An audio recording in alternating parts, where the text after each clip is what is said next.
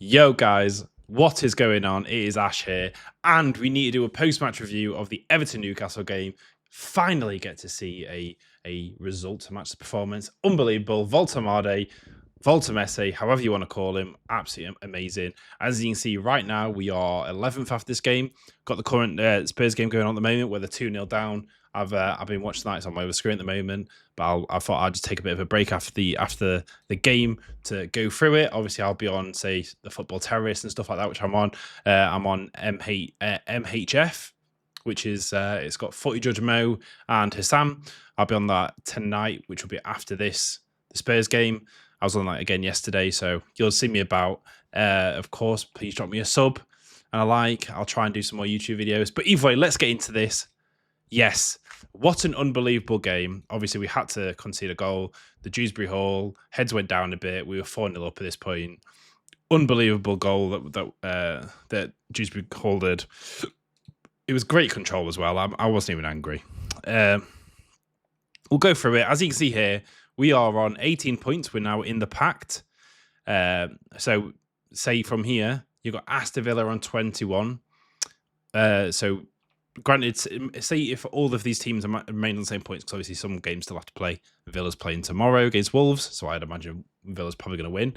But, so say if it stays the way it is, we are in one game reach of 5th now, which is amazing to see. Back to playing a bit better. Malik Chow with the player of the match. We'll go through this. The lineup, very happy Ramsdale is starting. I think Nick Pope actually pulled a groin injury or something in the training the other day. So, yeah, that's why he didn't play. But personally, and I think a lot of Newcastle fans have been saying, we kind of wanted to get some rotation, to be honest, because Nick Pope's been having some not amazing performance recently. But either way, great. Malik Chow, oh my God, this man. One sec, I'll see. Can I? Is there a way for me to move this? I might just have to. There we go. I'll do it like that so you can see it. I don't want to move my if I move the tab open, it might make everything a bit weird. But either way, right. So here we go. So we've got Malik Chow. We'll have a look at his impact on the game. As you can see, this has stuff like, say, I'm quite a big fan of football, of SofaScore. I use this off FootMob. This you can look at stuff like, say, for a defender or even like shooting. You can see like where they make their shots and the passes and everything. I like this website. I'm a big fan of it. But either way, we'll go through this. Malik Chow obviously got man of the match. 2 goals, was on for a hat trick. It was so funny. It would be like, it would get the ball when it would be like up here. And people were saying shoot into the goal. Jordan Pickford potentially had the biggest fumble I've ever seen of a keeper. The ball that Lewis Miley scored was directly at him and somehow it went in. Not sure how that happened, but I mean, I'm not going to complain. Obviously, just lost his head a bit against us, as he always does. Yeah, so either way, we'll go through the team lineup quickly. So we have Ramsdale, like I said, very happy he's played. Lewis Hall and Livramento. Lewis Hall, like I said, has basically been out since last February. He came in, played one game for against Bournemouth in September, I think it was, September the 23rd, off the top of my head. He did a 90 minutes, then got a hamstring injury, been out since, came on, obviously played the last game, showed exactly why we've been needing him. The biggest reason why we need him is because it gets Tino Livramento on his actual position, which is a massive part. We don't have to see Big Dan Burn go on the left, which he ended up finishing the game on the left, but it is what it is. But either way, very happy. Anthony Elanga, unbelievable performance. This was sort of how the performance he was showing us when he first joined us. But because we had Gordon as a false 9, I think it made him, obviously he didn't get any assists or goals because of it. So very happy that he's came up with an assist this game. Volta Marde, my days, this man is just something else. Like 6'6" player doing pirouettes, taking on players. Did the most amazing, sublime chip over the keeper, over Jordan Pickford, and scored. Bruno Guimaraes, great game again. Joe Linton looked good, still a bit hit and miss. Like I said, I think what we're actually doing is we're going to be slowly transitioning Joe Linton out to get Ramsey in to be a bit further forward. Harvey Barnes had another okay game. It wasn't unbelievable. He could have scored, but It's okay. I'll take it.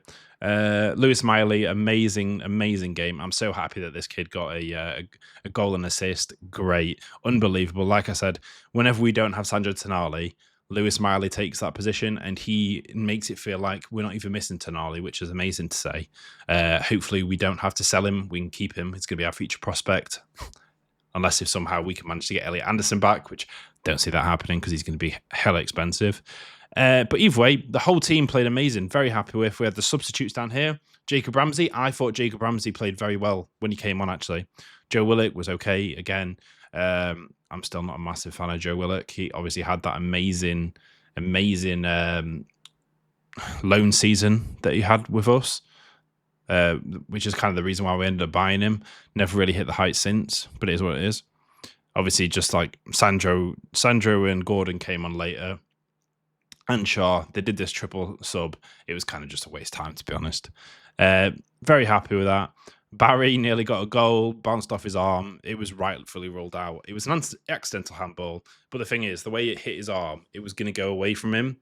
So it did change the flight of the ball. It was a horrific shot on goal. It was a bit of a slicer, but yeah, it went in. But either way, that got ruled out.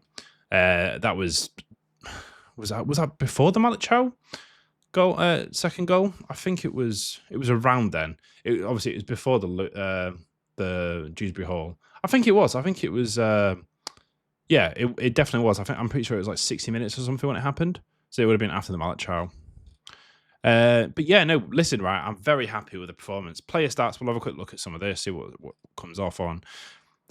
We'll have a look at, oh my God, just look, Malik Chow's at the top. Like, if you go through here, look at that. So his passes, you got him up here, like, man of the match performance from him.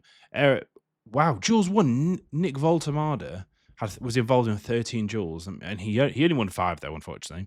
But that's crazy that he's very much a focal point for us, as you can see. Anthony Alanga, like I said, I think had the best performance I've seen from him. Ground duels, again, Anthony Alanga, amazing.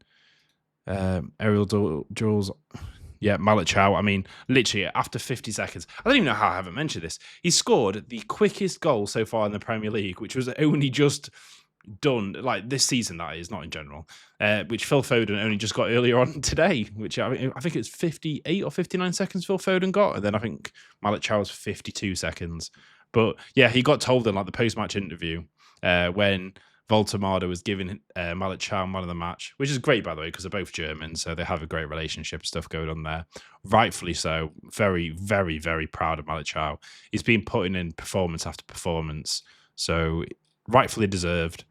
Let's have a look through this. As you can see here, we actually had overall the most ball possession away from home, which is good because our away form has been pretty shocking. So it's nice to see us actually give a good performance away. So as you can see in the first half, we actually had less. We actually had less ball possession, but I always think that's. Oh wait, yeah, we did. Sorry, it went on to that for a second. Yeah, we had less ball possession. We only have 44%, but as you can see, it was kind of irrelevant because there was a period of time after we scored the first goal that Everton basically had like all the possession. They had like 95% possession in like 2 5-minute sessions, more or less, where they were putting on a lot of pressure. They weren't really looking that dangerous, but they were putting pressure on. We were kind of just sat back a bit. And then until we got the second goal from Lewis Miley, and then we started kind of dictating the play again. Very happy with that. This is exactly what we want to see. As you can see here, this is kind of the attack map. Everton were kind of going down the left, bit of the right, mostly left.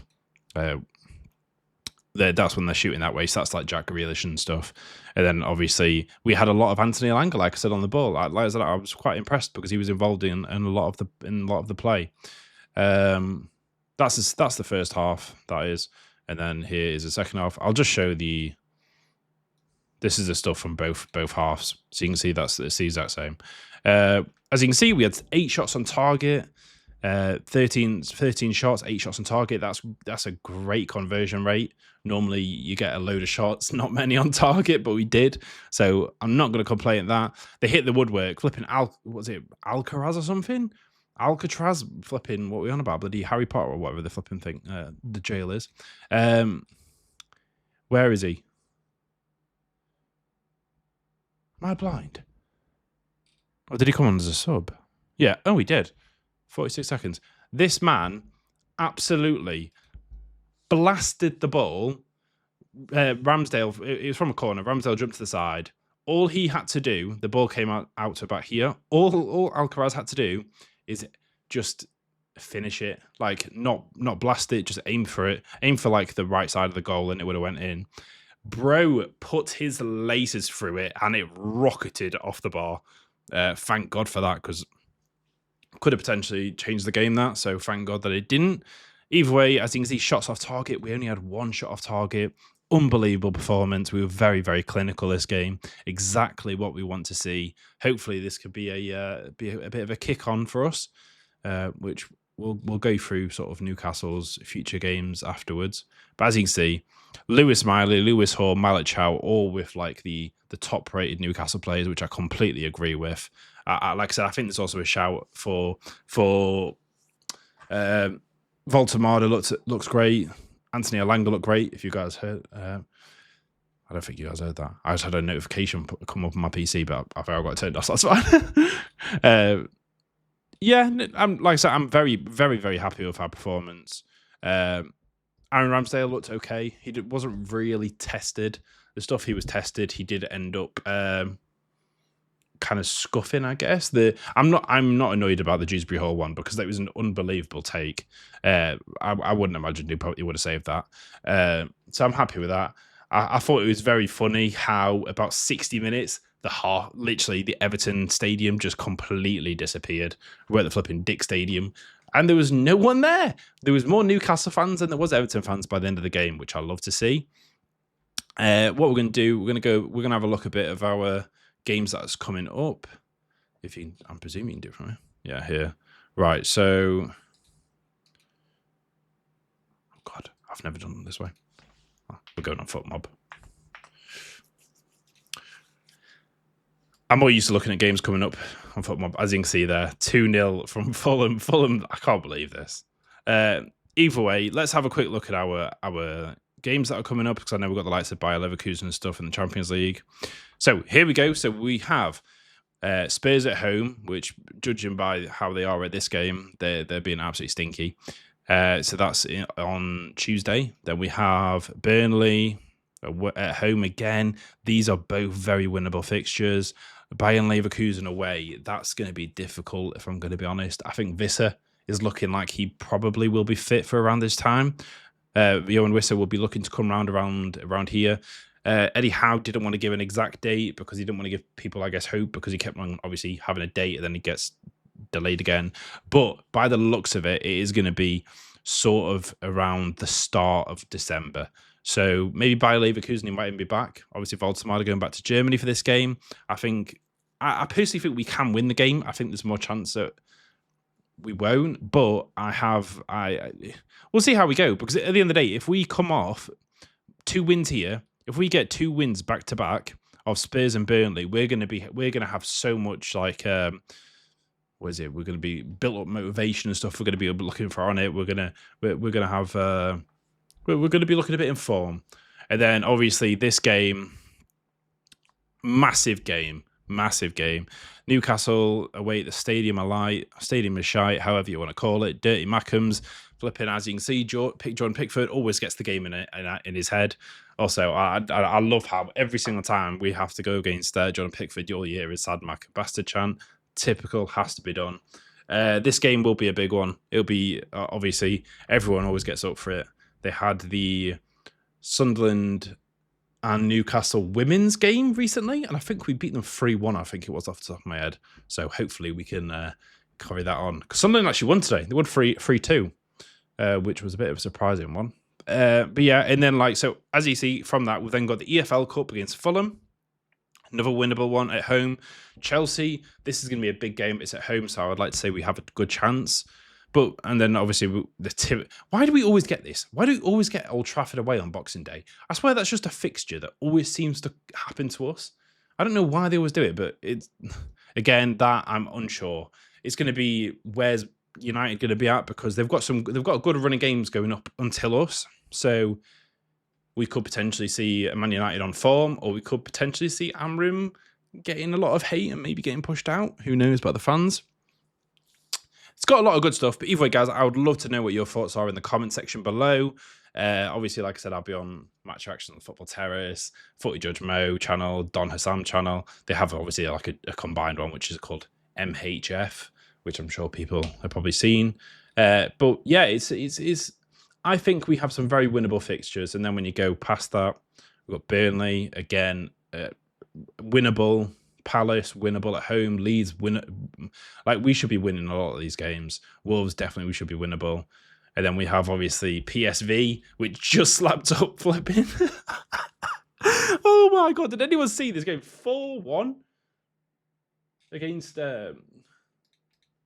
buddy Liverpool. Look at this. This game was crazy. Liverpool are absolutely in shambles. I don't know how Arne Slot is still in job. I think he's potentially, if he loses the next game, I wouldn't be surprised if he gets sacked after that. But he keeps on being going. The warning signs from Liverpool have been there since the start of this season anyway, because of just because they've been doing the thing where they've been getting last minute winners. Everyone's been saying that, and then obviously they've just been converting them into losses. Newcastle Villa, that's a game that's always a very high scoring game. It's at home, so again, I would like to think by this point we may have even got some plays in the January transfer window. So I would like to think we should be winning home games. These two right here, PSG away, Liverpool away. I would like to say we're going to win one of these, but I don't think we will. I think we'll probably lose both of them. Brentford at home, I'll say we win, and Spurs at home, Spurs away, I would like to say we win as well. So we could potentially be looking at shooting up the table. Obviously, some of them are not all going to be wins. We're going to have some losses and draws here and there. But as a whole, I think we're looking better. Looking back on form, this is why I think Eddie Howe's an amazing manager. So let's just keep at it. And I'll speak to you all very soon. Make sure you drop a sub. Let me know what your thoughts on how Newcastle's doing. Should Eddie Howe be fired? If anyone thinks that, like I've seen some people been saying, take a good hard look at yourself in the mirror. No way. He should not be getting fired. He's best manager. I would love to keep him for another 5+ years. Unless if we get, say, like flipping relegated, then maybe. But I don't see that happening under him. He's a great manager, and we'd love to have someone like that for a long period of time. But yeah, guys, drop a like. Let me know what you think about Newcastle's games. Are we doing well? Do you think we should be higher? Do you think we should be lower? Let me know your thoughts. Peace.